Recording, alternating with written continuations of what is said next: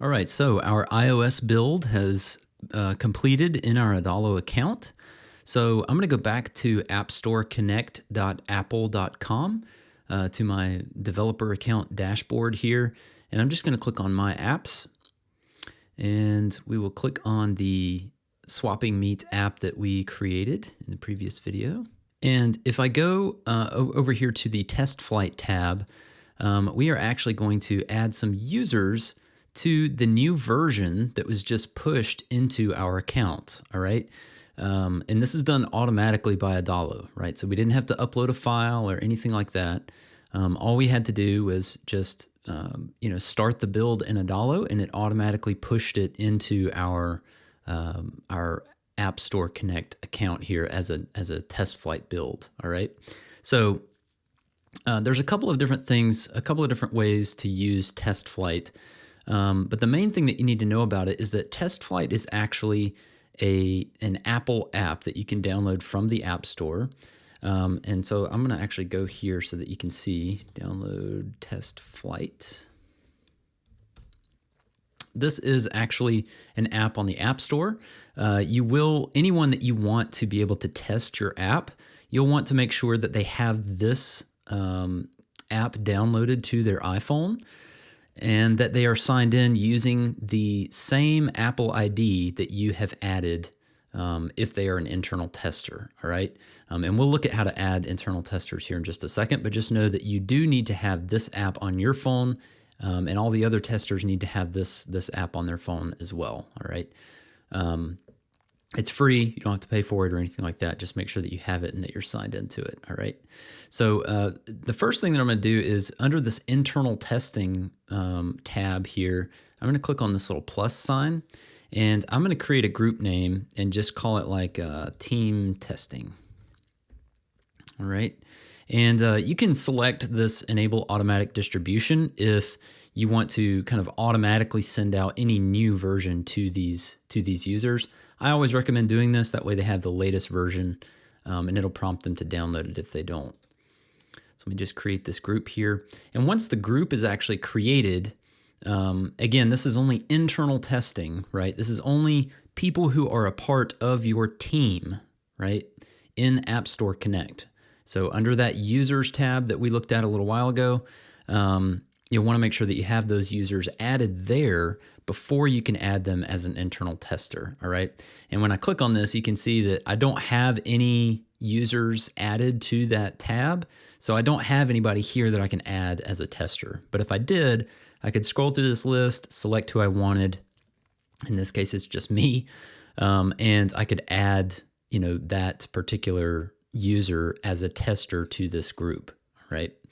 And once that person is added, they will actually have access to this particular app and this particular build in their test flight app.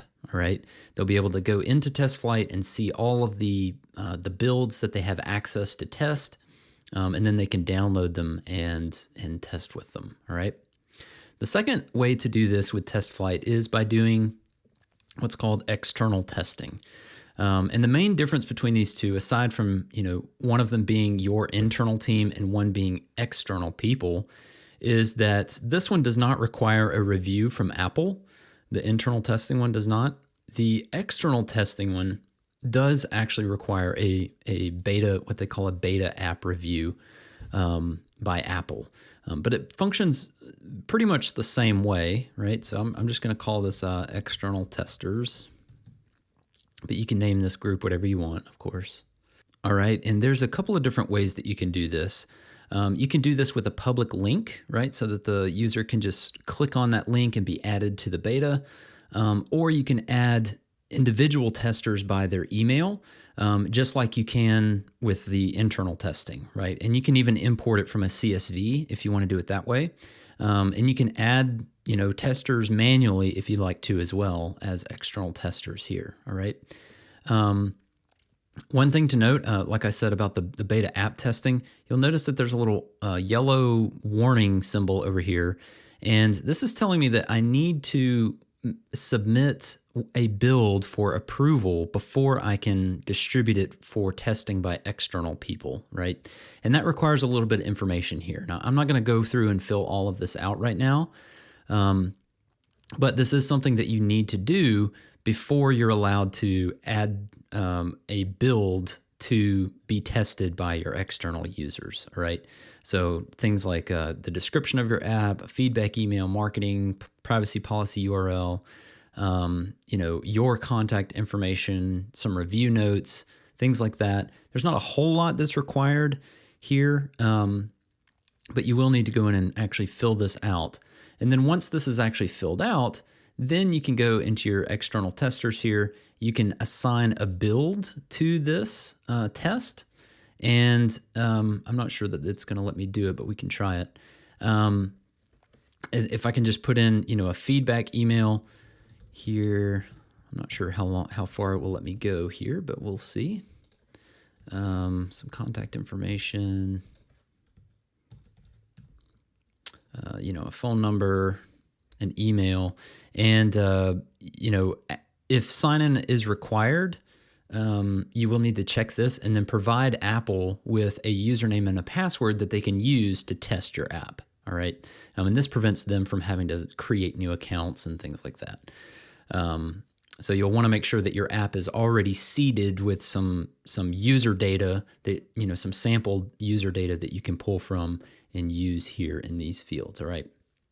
Once you hit next, it will actually submit that build for review by Apple.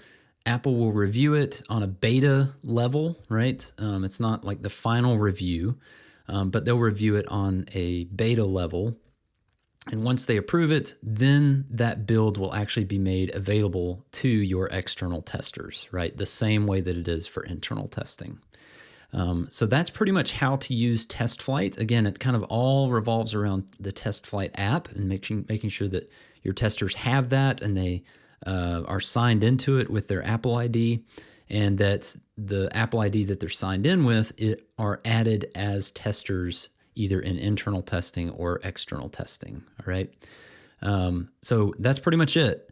It's fairly straightforward. Just making sure that you have all of this information filled out. Pay attention to the warning signs. And if you need help, there's also these little question marks here that you can click on to kind of give you some context as to what this is and what you may need to, some action steps that you may need to take to get your test version out to your testers.